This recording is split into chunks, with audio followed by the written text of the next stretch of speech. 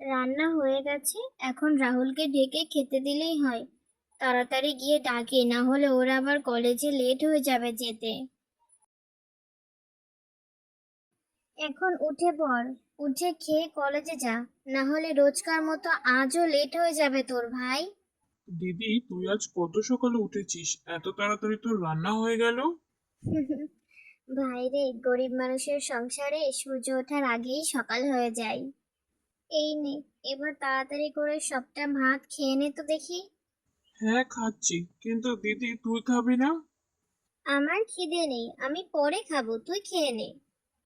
তুই সবসময় বলিস পরে খাবো পরে খাবো, কিন্তু আমি তোকে কখনোই দেখি না তুই খেতে বসেছিস।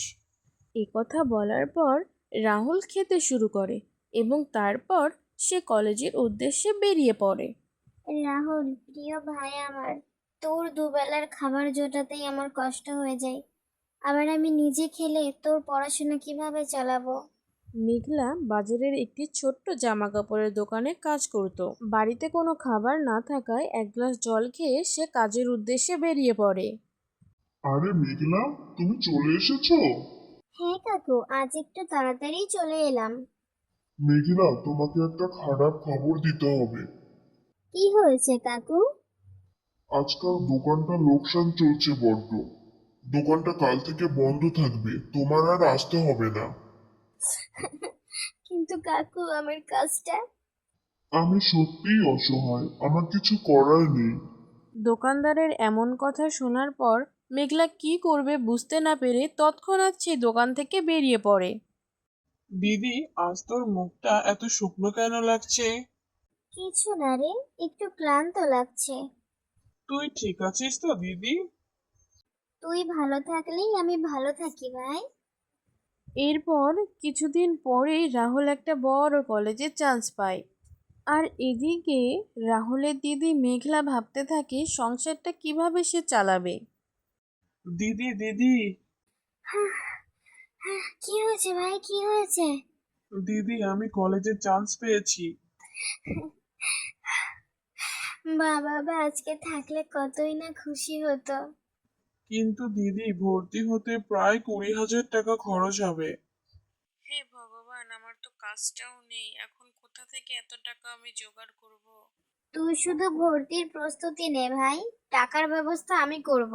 মেঘলা তার ভাইকে 20,000 টাকা ভর্তির জন্য দেবে বলে তো দিল, কিন্তু এখন 20,000 টাকা সে কোথায় পাবে এটাই বুঝতে পারছিল না। হঠাৎ তার মনে পড়ল তার বাবার রেখে যাওয়া সোনার একটা থালা। বাবা, তোমার রেখে যাওয়া শেষ স্মৃতিটাও আমি ধরে রাখতে পারলাম না। আজ তোমার কথা আমার খুব মনে পড়ছে।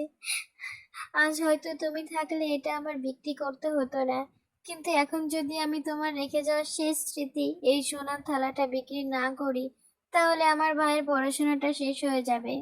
মেঘলা আর এক মুহূর্তও দেরি না করে সোনার থালাটা নিয়ে বিক্রি করার উদ্দেশ্যে বেরিয়ে পড়ল। এটার বিনিময়ে তুমি কত টাকা চাও? আমার টাকার খুবই প্রয়োজন, আপনি যতটা পারেন দিন। এটা বেশ পুরনো, তাই এটার দাম আমি তোমাকে 25,000 টাকা মতো দিতে পারি। এটা আমার কাছে পৃথিবীর সবচেয়ে দামি জিনিস, কিন্তু আজ আমার ভাইয়ের ভবিষ্যতের কাছে এটা খুবই নগণ্য। এটা আমার বাবার রেখে যাওয়া শেষ স্মৃতি, কিন্তু আজ এটা আমি বাধ্য হচ্ছি বিক্রি করতে। এটা বিক্রি করতে না পারলে আমার ভাইয়ের কলেজের টাকা জমা দিতে পারবো না। থালাটা বিক্রি করে মেঘলা দোকান থেকে বেরিয়ে আসে। রাহুল, এই নে তোর ভর্তির 20,000 টাকা। কিন্তু দিদি, তুই এতগুলো টাকা কিভাবে জোগাড় করলি?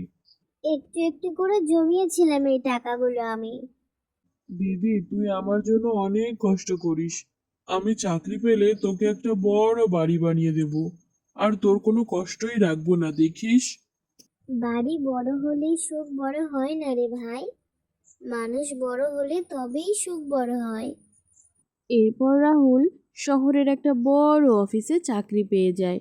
চাকরির প্রথম মাইনেটা নিয়ে রাহুল তার দিদি মেঘলার কাছে যায়। দিদি, এই দেখ, এটা আমার চাকরির প্রথম মাইনে। আজ মনে হচ্ছে আমার জীবনের সমস্ত কষ্ট সার্থক হলো। দিদি, আজ তুই বিশ্রাম নে। আজকে সমস্ত কাজ আমি করব বাড়ির। ঠিক আছে, যেটা করে তুই খুশি হবি।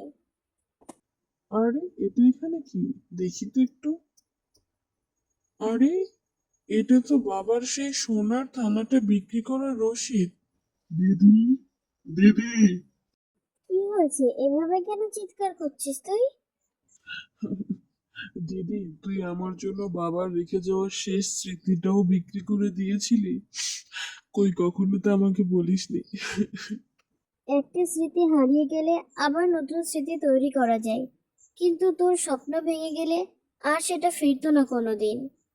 দিদি, তুই আমার জন্য সারাটা জীবন যা কষ্ট করেছিস, সেই কষ্টের ঋণ আমি কোনোদিনও শোধ করতে পারবো না। কিন্তু তুই আমার কথা মিলিয়ে নিস। তোর মুখের হাসিটা আমি কোনোদিনও হারাতে দেব না। বাবার রেখে যাওয়া শেষ স্মৃতিটা আমার কাছে অনেক বেশি মূল্যবান ছিল, কিন্তু তার থেকেও বেশি মূল্যবান তুই আমার কাছে, ভাই।